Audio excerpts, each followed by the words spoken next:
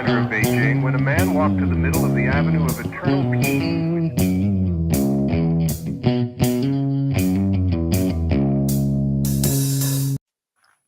Well, all right. Welcome back to the Survival and Basic Badass Podcast, Kevin and Chuck.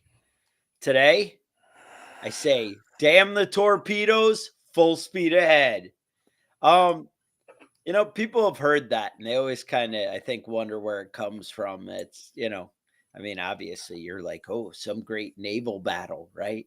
That must be, and in a way, it is. Damn the torpedoes, full speed ahead. So during the Civil War, August 5th, 1864, Admiral Farragut, who was the first admiral in the United States Navy, the Battle of Mobile Bay, it was basically, in the Gulf of Mexico there, and they were looking to kind of get down and take New Orleans back, and a lot of big things going on.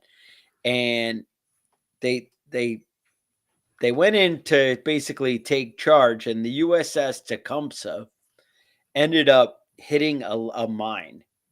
And, it's one of these where it's like kind of hung by a chain and, and floating in the water. It hit it. It just completely sunk and destroyed the ship. It was pretty much immediately sunk, wasn't it? And the keel broke. It split in half and just sunk down to the depths, right? The icy depths. And this was a heavily fortified naval base in Alabama. Yeah. Right. And so they were like, kind of, I got to say there was a lot of defeat amongst the crew is how it reads. And people kind of were ready to give up. And Farragut was, you know what? And so here's the deal. It's damn the torpedoes. And, it kind of never makes sense if you think of it as we think of traditional torpedoes.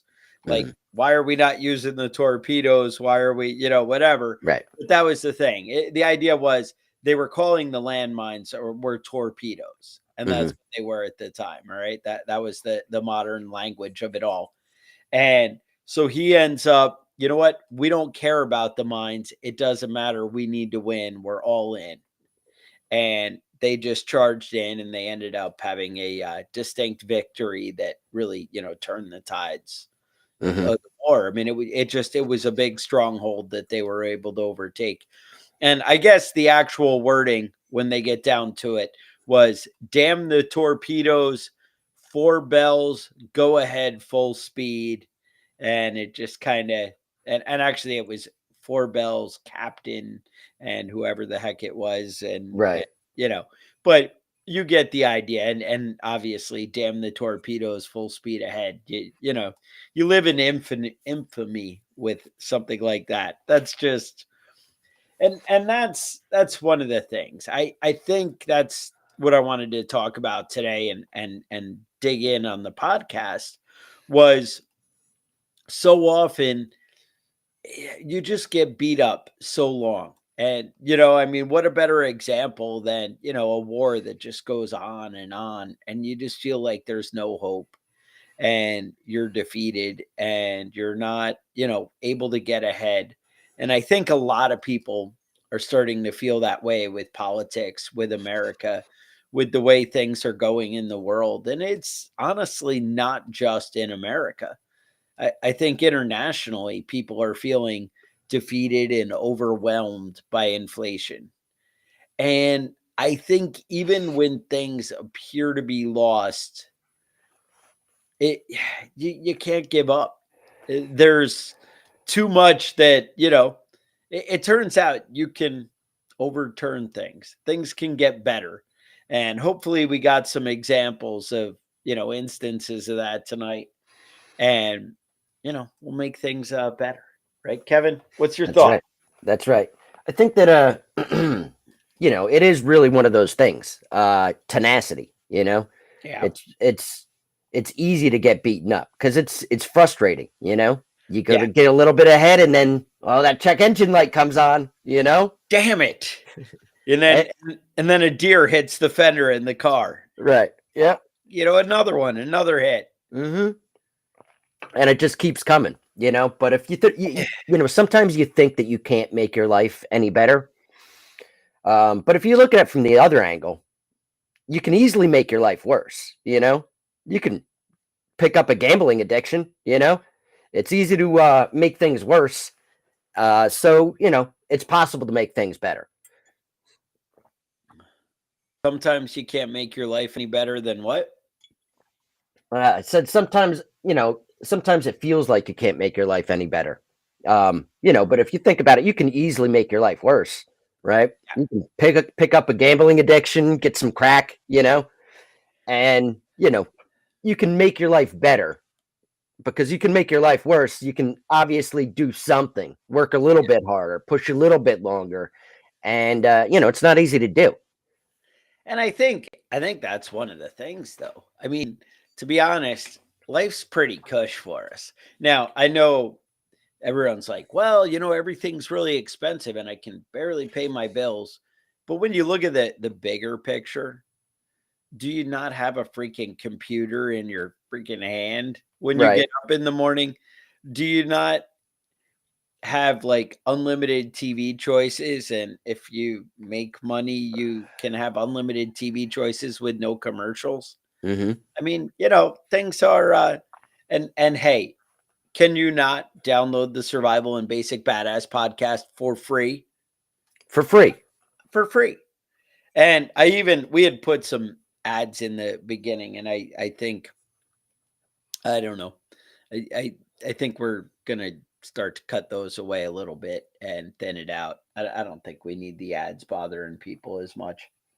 Yeah, everybody fucking hates commercials. Everybody hates commercials. Although, I've heard that people sometimes just skip and hit the 30 seconds. It's possible to do that. Yeah, you can just jump ahead 15 seconds and 15 seconds and 50. Eventually, you're listening to the show and you haven't heard any commercials. And you haven't, that's, I heard that in a movie. That might be a thing. Turns out the other option is if you have Spotify, you can people who have the paid Spotify don't get those commercials.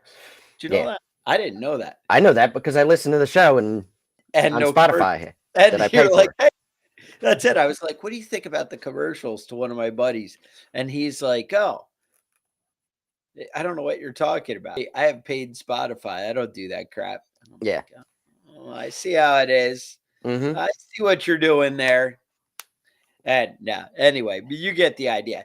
Now, there's another story that you always hear quoted. I think the first time I came across it was like Robert Kiyosaki's book, like Rich Dad, Poor Dad, or maybe it was Napoleon Hill, with Think and Grow Rich, one of those. But they talk about, burning your ships so there's no turning back and you're just all in.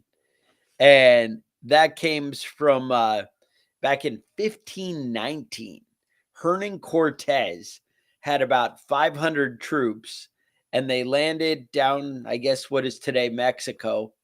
And they basically fought for 2 years and ended up conquering the Aztecs. And which had a 1 million man army. Yeah. Well, yeah. Well, exactly. maybe not. But yeah, exactly. And maybe it was 600. I don't know. But the thing is, so the idea was he arrived. This is the story of legend. He arrived and he set his ships on fire, and they turned and looked back, and we're like, what are you doing? And he's like, no, this way we win or we perish. And we fight to the death. Now, there is some question. It seems like history keeps getting rewritten. You guys probably haven't seen this play out in the modern day. But there are rumors that history, you can just keep changing textbooks and write whatever the hell you want. Yep. And whatever. So there are rumors that 2 years after the event, that story came to kind of life. But what actually might have happened is he was being chased by other people and ran the ships aground and was like, well, I don't know what to do. I guess we're fucked now. And it was dumb luck, and it panned out. But that's not the moral of the story. The moral of the story is sometimes you just got to be all in and take the win. Yeah. And why would you let facts get in the way of a good story? Exactly. I mean, that's why you listen to this podcast, right? Mm-hmm. Now, is that the wrong attitude, Kevin? No, that's it. And I'll give you some facts here. All right, These are true facts. stories. Yeah, true story. Battle of Belleau Wood. That is World War One. The Okay. United States was just getting involved. This is 1918. War's been going on for a long time. They're having casualties like, you know, 30,000, people a week are getting killed. It's like just massive casualties on both sides. Um, what was going on is they were still fighting wars like, with cavalry charges and stuff against machine guns. It just didn't, things weren't working out the way they thought it would. So that sort of stuff those sort of tactics didn't work anymore. On June 1st, the German forces punched a hole in the French lines at the left of the Marines' position. On June 2nd, the Marines filled the gap. 23rd Infantry Regiment, the 5th Marines, under Major Julius Turrell, and Marine 6th Machine Gun Battalion. On June 3rd, German infantry attacked. They just poured massive amounts of people into the gap, and the Marines just held their position. They had the French told them they needed to dig fallback positions, but why would you waste your time doing that if you're not going to retreat? You don't retreat. Marines don't retreat. And the Germans actually ran into one of the most terrifying things in the planet, which is accurate, sustained gunfire. Oh. And they just kept charging and bodies kept piling up. Massive amounts of casualties. And over the next 3 or 4 days, everybody was just shot to shit, on June 3rd, on June 6th, the Marines attacked German positions, and that was the famous line, "Come on, you sons of bitches, do you want to live forever?" And they didn't. Most of them got shot to shit, but they did capture the positions. Now, that was the guy that said that was First Sergeant Dan Daly, which a lot of people don't know him. He's like kind of one of the forgotten heroes of history. But at that point, he had already had 2 Medal of Honors.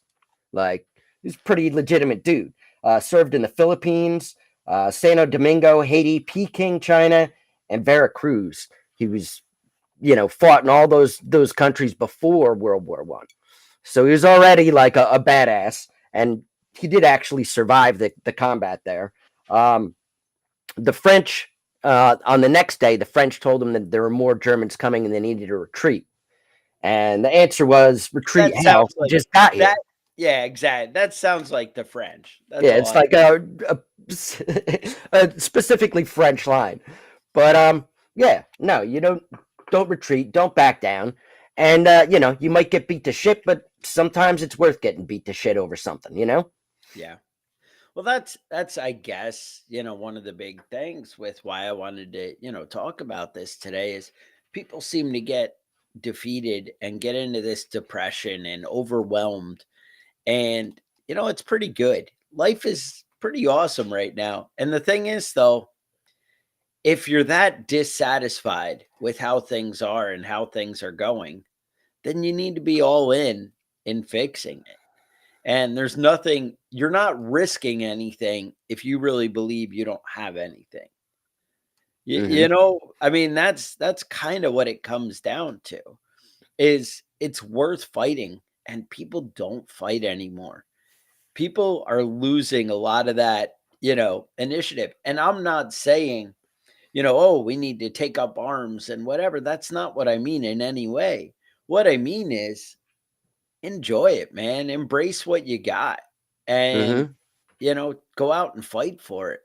And there's nothing wrong with, hey, I don't like the way, things are going in my kid's school and how things are going there and how they're being treated and the things they're being taught. Maybe I don't have the homeschool options that I wanted and that kind of thing. Then maybe you need to join that school board. Maybe you need to do the research. And the thing is, I got to say, even though I know there's a lot of people in America with with the elections coming up in November and things like that, that you feel like, well, I don't have a good choice. It's either crap or crappier, and and we have mixed reviews on which side is crappier, but we can all agree it's crap. Mhm. And everyone feels overwhelmed. But maybe if you start writing op-ed pieces on the internet, sharing your thing, or you know I guess if somebody still read a newspaper, they have opinion pieces and that kind of thing. I don't really know if newspapers are a thing. Like, I saw them in a movie a little while back. There was one of those. I still buy one You occasionally. you do? Okay. Yeah, they have like this pamphlet that they give me for $1.50 when I go to the gas station. Uh-huh. That they're like, oh yeah, that's the paper, the Telegraph or whatever there, and I'm like, Mhm. What's this? A folded piece of paper?" And yeah, Yeah. but that's the point. I mean, a lot of people just get overwhelmed and kind of either one shut into their box and like, oh, I'm just gonna hide and whatever. Now, I gotta say, feeling like you can't make the big difference in politics and wanting to just go and kind of hunker down, that kind of a lot of preppers take that tactic, right? And Mhm. and I get wanting to, ensure your success. And the more I can avoid dealing with the outside world, it makes me happier inside. So Yeah. I get you, right? Yeah. I get you. I'm your people. But just the same, going out and voting for the guy for sheriff, or maybe running for sheriff, is, the answer. And going out and changing things, start to put your ideas. I feel like so much more, I was just talking, or sorry, I was just watching Joe Rogan, and they were talking about how there's kind of like a revolution with the younger kids in the high schools, and they're just kind of not taking it anymore as far as all the political correctness that they're being taught, and a lot of them are starting to stand up to it. And I think people realize and are starting to recognize, and they're just waiting for somebody to step up and be a leader.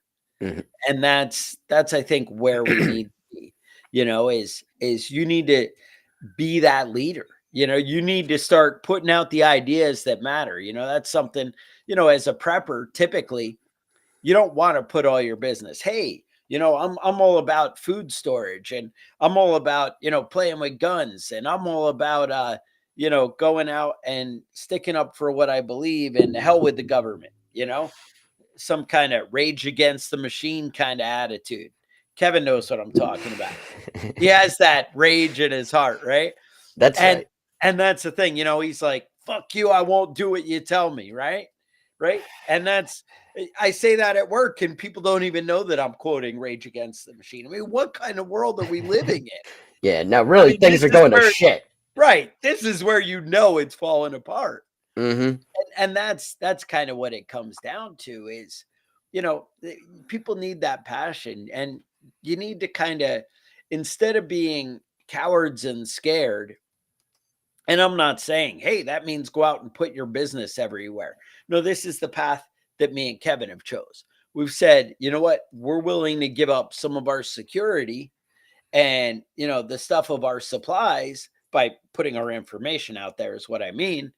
And in order to wake other people up, in order to have other people be prepared and be ready to fight. Because you can't, I understand you don't want to do battle every day when you go to work or when you go to get your coffee. You don't want to fight with somebody about politics or nonsense. And I think it's really important we don't get lost in the weeds of arguing about, well, your candidate's an idiot because of this, and your candidate looks orange, or your candidate is old and wears diapers. That doesn't help anything. Mhm. We need to kind of refocus things to talking about ideas and things that are going to take us ahead and further, and basically get people where they need to be. We need to start looking at how we can make things right instead of running around and being like, yeah, the world's crappy, real estate, everything, it's going to hell. I can't afford anything. Interest rates are crap. Well, we need to start talking about the ideas and the successes we can have and the Hmm. things that we can do. And we need to build on that. And then we need to come together and start changing the things that are crappy and bringing it together. Hmm. Yeah. Yeah. I mean, I see a lot of people, don't get me wrong. I'm a nice guy. I'm very polite. But every once in a while, you run into that person that's just openly hostile. I can match that energy, bro. Like, go ahead. Go ahead. You want to get started? The thing is, there's nothing wrong with pushing. There's nothing wrong with being a little pushy. And there's nothing wrong with working 60 hours a week. Don't disregard your family. That's not what I'm saying. I'm not saying, but sometimes it takes a little bit more effort to Yeah. get ahead than what you're putting out. Is that right, Kevin? That might be a little rough to say, but I know a lot of the guys, and just from meeting the people that listen to the show, interacting with people, I can see that a lot of the people listening to this podcast are those people that are pushing, that are working Right. 60 hours a week. Those guys that are getting up at 5 o'clock in the morning every day, and you don't have time to hit the gym. Wake up at 4 in the morning. Obviously you're not sleeping fast enough. Sleep harder. Sleep harder. Get at it, man. That's what it comes down to. I don't know, man. America's pretty great, right? Like, we look at all the bad and, we can argue whether, I was talking to the wife and I was like, well, because somebody had said something about America being fascist or, something like that, right? I don't even know if it was Trump or, somebody said something and it was all about America's fascist. And she's like, well, you guys don't really know what fascism is. And we were debating about that and button heads. And I'm like, well, the government is kind of colluding with business. And there is a lot of, and I'm like, Yeah. so there's a lot of fascist ideas, right? Yeah, at the same that time, are the being trains aren't implemented. really running on time, Yeah, So I don't know. I yeah. don't know. So, but the thing is, that's it. You can get lost in the weeds of, this isn't right. But how about we start looking for solutions and ideas and start, stop fighting amongst ourselves. And I know, this whole prepper community isn't fighting amongst ourselves, but one, I mean, you do run that dangerous road. I feel like where we really lost the education system was everybody was like, well, I'm just going to work hard and take care of my family. And, my kids will see what I do. Right. And we my generation kind of stopped paying attention to the schools and what was really going on there. Uh, Hmm. and, I think we lost a lot of ground in the schools. I Hmm. believe that, you can debate me all day on that, but obviously, you can be like, well, there is this one good teacher at my kid's school. Yeah, but what about the other 6 that they deal with all day, Right. Hmm. And yeah, there is one guy there that's probably putting out good stuff and looking out for your kids. Um, but the bottom line is you need to be putting in the effort of hard working and taking care of your own business and getting yourself prepared. But if we can kind of do a little bit of change in the outside world, I think it'd be awesome. If we can start to bring things back a little bit, I think that's where we need to focus and America needs to head to. And I think the world needs to head to. There's nothing, we don't need to be out hating each other and whatever. That's not going to help anything. We need to be, hey, here's a solution. Hey, you know what? The food's really crappy and my health is poor because of what I'm eating and what I'm doing. You know what? If you guys start growing food, and here's an easy way. Here's how you could make your garden, and make gardening cool again, right? I mean, that's the whole thing. And you're all right. Maybe your thing isn't, hey, I'm afraid of bioengineered full food and whatever. How about in the few free states we have left where you can homeschool? And I guess, I mean, I think you can probably homeschool everywhere in America. Is that a thing? Yeah.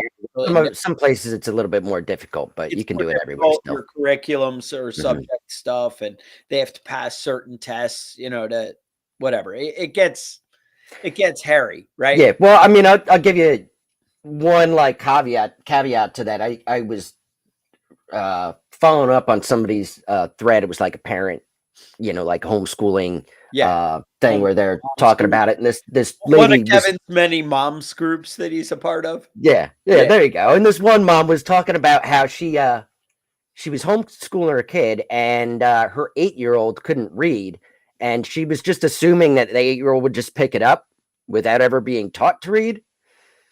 Maybe you shouldn't be homeschooling your kid if you don't know how to teach your kid how to read. You know what I mean? Like there's some basics that you need to put in some effort to actually homeschool your kids. You can't just keep them home and be like, oh, they'll learn from watching TV or something, right? You know, So you so actually have to teach your you kid. actually have to teach your Now, kids if you're Kevin is a homeschooling. product of some kind of homeschooling with a parent that maybe didn't teach. Is that not true? I was homeschooled, and both How'd my that work parents out? worked.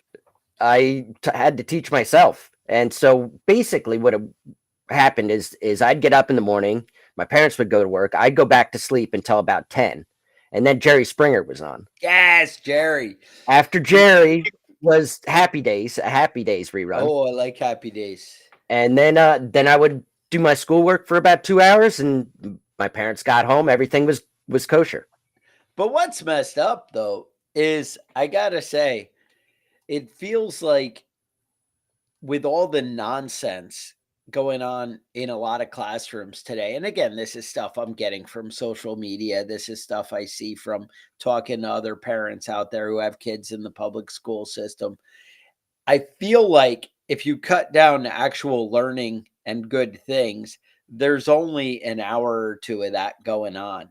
I think it Mhm. was when George Bush, when W kind of switched it to the teaching to the lowest denominator thing, Yeah, where everybody, because we got to worry about people's feelings, right? And they right. all got to, and so maybe you getting 2 hours of education at home or an hour or 20 minutes, wherever the line is. And I'm talking about you personally, Kevin. Maybe that was about Mhm. equal to what kids were getting in public school. Right. Because what I learned from Motley Crue, they're pretty much hanging out in the bathroom smoking cigarettes all the time. I'm pretty And sure that's how high school. I don't know, but I'm pretty sure that's how high school that's goes. how you imagine Yeah, it. Yeah. I mean, I was down at Burger King that's where because you're smoking cigarettes down at Burger King instead of the bathroom. But whatever, different strokes, man. Different strokes, man. yeah. Um, well, I mean, a lot of that. I mean, honestly, most of my education came from Jerry Springer. I mean, he knew what was up. Um, I don't know. He got in trouble. He was a governor. He got in trouble for I think Mayor's getting a hooker and paying the hooker with a check. That's maybe not the smartest dude that you want to follow up on, with, but you don't pay hookers with checks. Come on. Kevin, I'm Jerry Springer. That check is going to be good. But whatever. But I mean, the point of it is that Are writing checks for illegal activities like the very definition of leaving a paper trail? yeah, that's kind of how it goes. Yeah. Yeah. I'm gonna leave that. I'm gonna leave that story for a different day. Moving along. I think that I think a lot of that, and Slow Burner mentioned that going for a walk, going camping, doing the basic repairs on your house, maintaining your yard, all that sort of stuff is good for your mental health. Getting something accomplished. It's not good for your mental health.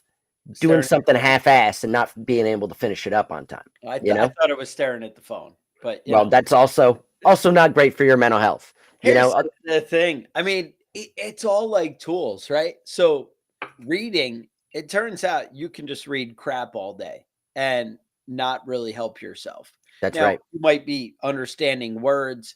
I think there's definitely some kind of benefit of creating a story in your mind's eye that stimulates your brain, where even if you're reading crap, you're still Mhm. stimulating your brain and getting ahead, right?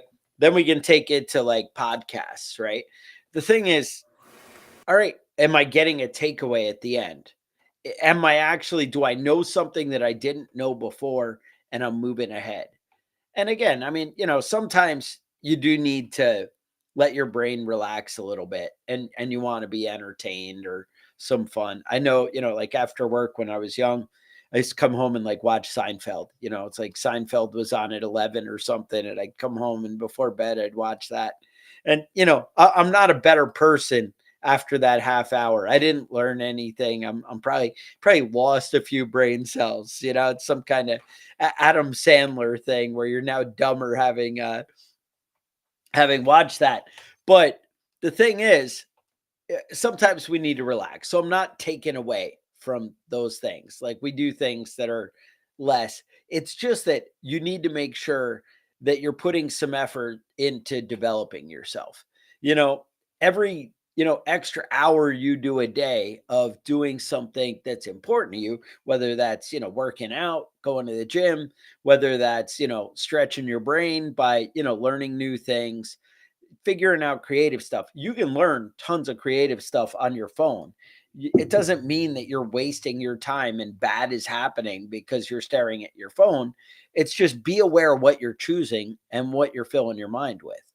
That's all. It just, half time I'm looking for new ideas. And that's how I work it out. It's like, I'm like, well, I'm watching TikTok all day, but I'm trying to figure out how other people are influencing people and doing it.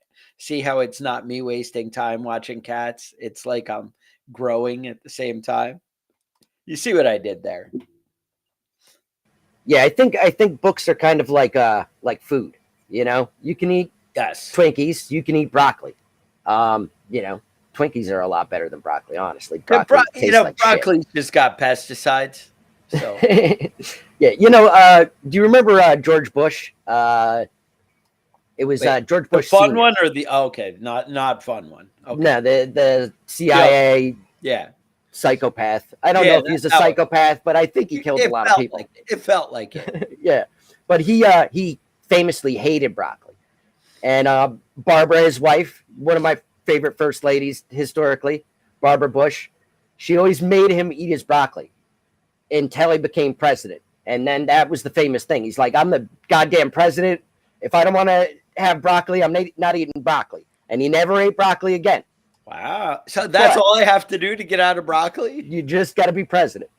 However, Oh, the controversy over it made a big resurgence of broccoli. Broccoli sales skyrocketed after that whole situation. really? Kind of Just because Barbara Bush was a big on pushing broccoli, and her husband was against broccoli, and that just worked out.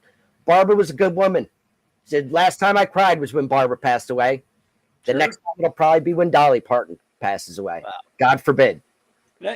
Is it weird that Dolly Parton's fun level has gone up as she's kind of gotten a little bit senile and whatever? Like Dolly's back in it. She's like, yeah. And I love it. I saw her old ass. Right there.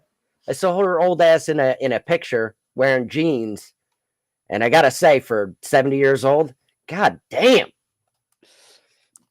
Hey, and she's out for a good time, right? I feel like now maybe it's just age, or maybe there's a little dementia going on. I hate to say it. I know I'm already upsetting people. I'm seeing in the comments people, hey, Dolly's sacred. Don't push it. You're saying, I feel like there's less of a filter with Dolly. I think we can all agree on that. And it could just be that she's more, hey, I'm old. What are they going to do? I only got so much more you can mess with me. Yeah. And plus, she's out there pushing books for kids. So. Yeah, God forbid, right? That's the worst thing you could do. I mean, she's giving away free books to every kid in Tennessee every year on their birthdays. Yeah. And if you don't live out there, you can actually write to her and she will send a book to your kid. Yeah. No, Dolly got you. And she got you covered. Yeah. If you're somehow stuck in some weird United Way trap where you have to give it work or they fire you. I don't know. Like the U.S. military was kind of like that when I was a kid. Yeah. It's funny, when I went to boot camp, they're like, you all need to sign up to donate to the United Way. And my drill instructor guy came out and he's like, you know what? And it's the Navy. We didn't call him I guess we did call It was drill instructors in the Navy too. Yeah, Yeah, just whatever. Just not the same. It wasn't Arlie Ermy, but he was it pretty wasn't. squared away. And he goes, I'll tell you what, you guys are all freaking E1s and you're so damn poor. If you give money to anybody, you're an idiot. And it's like, that would be the dumbest decision you could ever make. And I'm like, oh, all right. Now I'm kind of at a point where I can, all right, a little bit of charity. We can help A out. little bit of charity We gotta isn't look out bad. for others, Mhm. and hey, that's what you do. But I'm just saying, there are a lot of people out there doing good. And if you got it and you can help people out, that's awesome. And that's how it should be. And I got to say, the little things, my problem is I always end up wanting to give of my time instead of, and it gets to the point where you're like, look, I can't have any more friends because I'm too busy and I'm always, and I guess what I mean is I can only come fix your fridge. I can only come rewire your house. I can only, it gets a little exhausting. And I'm Right. like, the friends like, where are the buddies who are coming over? Hey, you're working on your truck. Let me come over. I'll Mhm. bring the beer. Or Yeah. maybe I'll bring the beer and you just come over and we'll hang out. Right. But that doesn't happen. And not Yeah. as I'll come over and watch you work on your truck if you give me beer. there That's you go. usually That's what I'm looking for. That's usually how it works out, right? But that's fine. I mean, who hasn't begrudgingly helped somebody move for a cold slice of pizza at the end, Yeah. But what are you gonna do? Sometimes you need to help out a friend, and sometimes a friend comes by to help you out. Chuck was always good for that. Anytime I was working on some bullshit, I called him out. He'd come by, man. That's why I had to move away. I'm like, yeah, He didn't have enough time in his life. I can only fix so many things. Uh-huh. I don't know. And then I'm like, I'm gonna go start over with no friends. It'll be the best day ever. Right. And then now instead, my wife is out making friends for me. And well, it's like, I know that the happiest point in your life is the time when you don't have friends, when nobody calls you on the phone, when nobody wants to talk to you. That's Chuck's favorite way to live. And you meant my happiest time, not everybody in general. not everybody, just Chuck. No, yeah. that's just Chuck. All right. Yeah, most people actually like other people and will enjoy spending time with them, but I'm a horrible not Chuck. person. Kevin, you make me feel bad. I don't know. But you get the idea, right? I mean, we gotta not get overwhelmed and not get lost in the weeds of, hey, things are things are lost. And they're not lost. Things are pretty awesome. There's a lot of great out there. There's a lot of twisted and crazy. There are a lot of people who are like, hey, I can't afford to go get fast food anymore. And I get that. And that's a reality. Like, I go there less because I'm like, oh, yeah, I don't really want to spend my money on that. Plus, it tastes like crap and, whatever. But it's not really fast. It's not cheap and it tastes like shit. fast, So you can go anywhere and get bad food. Right? You can go sit down and have people wait on you. And it pretty much costs the same if you pick the right spot. Yeah. You got to think about where you're going. There's not a lot that, Yeah, and honestly, McDonald's doesn't serve beer, so I mean, really, you know what I mean? Really, do I want to go out someplace that doesn't even have alcohol? When I was in the Navy in France, they did have beer at McDonald's because they do it right there. They do it right. That was the only thing France was doing right. I mean, they did invent the menage a trois, so I'll give them a little bit. Those two things: the hairy armpits. Although that doesn't frighten me anymore. I don't know. Hairy armpits? It was probably after the visit to France. That's got desensitized. Desensitized. Yeah. I'm like, all right. France was ridiculous. I have to admit, that was not. I think maybe the problem though is when you're in the Navy and you go to places, you go to like the shitty port cities. Yes, that are always a dump. Everyone's so I mean, maybe that's why I don't like. Yeah, I got. Oh, you were in Venice for a week. Would you go see this? You go see? No. Where'd you eat? Oh, I ate at McDonald's every day. Well, why didn't you go to they have all that amazing food there. Well, I don't have money for that. Yeah. No. Yeah, that wasn't going to happen. I can go to the dive and it turns out when you're in a city, you got to spend a little time learning where all the good cheap places are. Like Right. it takes some effort to get that. Like unless you hook up with somebody who's going to be like, hey, I know where all the cool cheap things are, right? We Right. don't have that. I mean, there was, I think in Israel, they were like, all right, look, there is this one bar that's pretty awesome that all the sailors go to. It was run by some kind of former Russian, former KGB guy. Right. Right. He was happy to get everybody drunk and tell me more stories about your ship. Oh, Uh-huh. well, what do they do on there? Oh, how does that work? That's very interesting. Let me write that down. Those are always, how you do it. Yeah. But I don't know. So anyway, I know you guys, Survival Basic Badass Podcast, you love it. You need to like and subscribe. We'd really appreciate it. Share it with your friends. I know that's not something people really do, but people into, prepping and whatever. We're happy if you pass it along. But also I wanted to point out September, I'm going to be at Prepper Camp. You can check out preppercamp.com. You can come see me in person. I would love to meet some of you guys, firsthand, get to know you. And we're going to have a booth there. So it's going to be pretty awesome. Kevin, I'm still trying to work on. I don't think I can get him there. I believe he said something about I'm too cool for camping. I think those were his exact words. Those words have never come out of my mouth. No. I'm going to try and make it, but I think that I probably might come down a little bit sooner than that, and maybe Chuck and I can do some podcasts while I'm down there and stuff see if together. we can get something together. Yeah. You guys be living the dream. That's right. So anyway, I really appreciate it. Prepper Camp is in North Carolina. It's out in the eastern side, I think by Asheville, somewhere around there. But anyway, if you check out preppercamp.com, you can get some tickets to that. It's like a 3-day event. It's got everybody there in the prepping world. I feel like, I mean, obviously there's a lot of other guys out there. I don't know, but it's got what is it? Is it Bill Austin? It runs it. He's it just eludes me now. Like I'm in a brain. Yes, there's a Secret Garden one, right? Yeah, Secret Garden. Sorry, and he has that secret greenhouse of survival, that kind of stuff. Yeah. No, and if you came out for a day, it'd be awesome.